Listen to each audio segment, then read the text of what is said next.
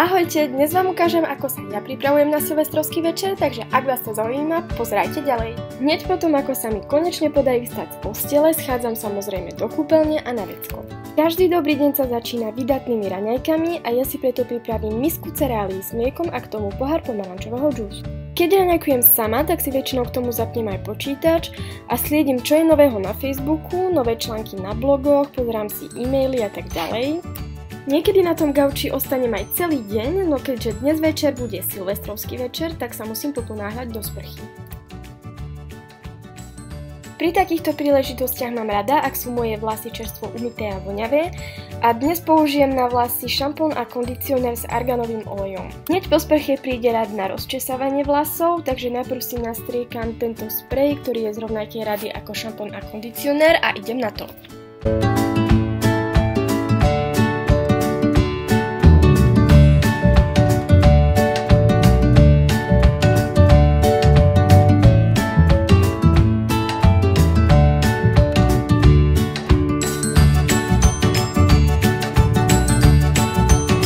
Vlasy si nefenujem, ale počas toho, ako schnú, sa idem namaľovať. Začínam samozrejme make-upom. Momentálne používam L'Oreal True Match, ktorý rozotriem najprv prstami a potom to zdokonalím ešte tou zázračnou húbkou. Na videu to síce nevidno, no moja pleť je po sviatkoch v úplne katastrofálnom stave. Takže použijem korektor a ako môžete vidieť, tak si ho natriem na viac ako polovicu tváre.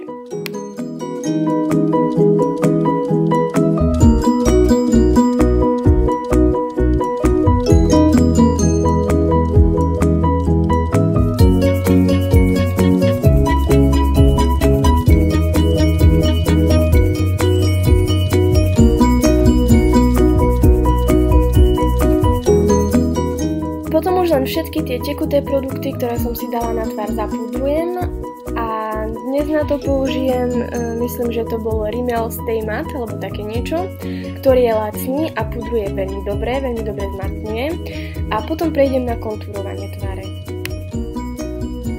Na kontúring použijem bronzer značky NARS v odtieni Casino a snažím sa, aby ten kontúring nebol veľmi výrazný, pretože líčenie bude výrazne samo o sebe. Bronzer nanášam hlavne pod lícne kosti a potom na vrchnú časť čela, pretože moje čelo sa mi zdá trochu vysoké a chcem ho teda opticky zmenšiť.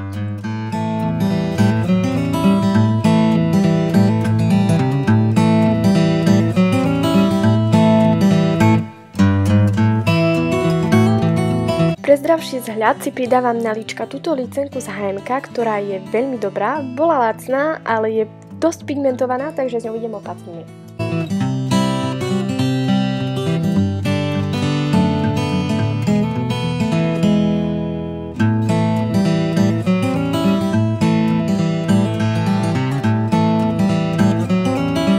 Silvestrovské líčenia môžu byť výraznejšie a trblietavejšie, takže dnes pridávam aj rozjasňovač, ktorý som si kúpila v Anglicku a má krásny srdiečkovský obal.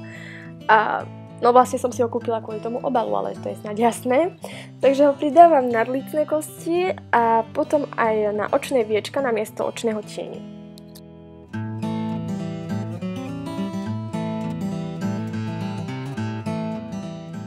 Linky sú mojou špecialitou a preto sa bez nich nezaobídem ani dnes. Všetky dievčatá, ktoré si myslia, že to s linkou nedokážu, tak existuje iba jedna jediná rada a to je trénovať, trénovať a trénovať.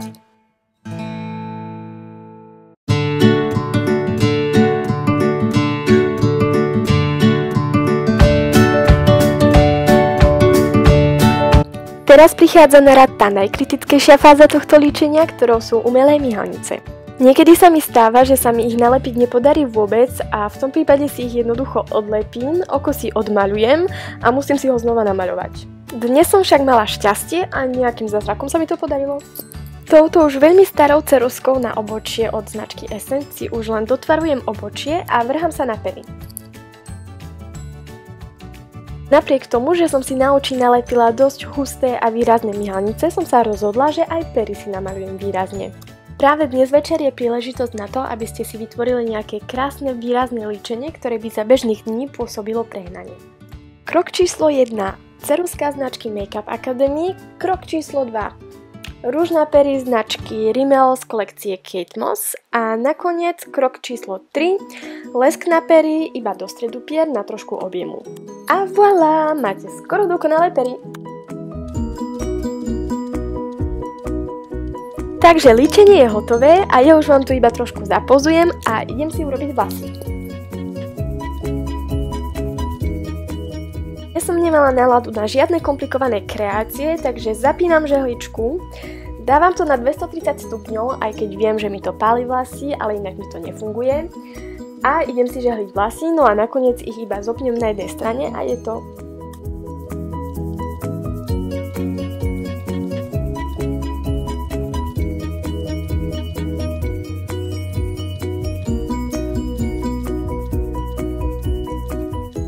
Opäť vám tu trápne pozujem, no tvárme sa, že sa nič nestalo.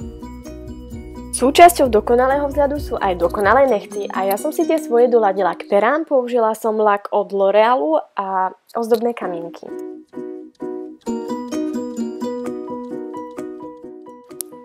Konečne prichádzame k mojej obľúbenej časti, ktorou je oblečenie.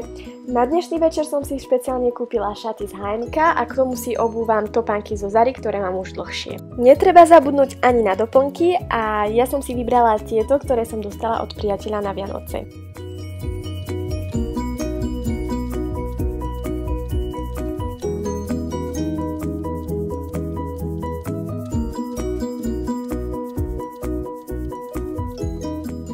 Sľubujem, že vám tu pozujem už posledný krát a ja vám pekne ďakujem za pozretie tohto videa, dúfam, že sa vám páčilo a vidíme sa na budúce. Pá!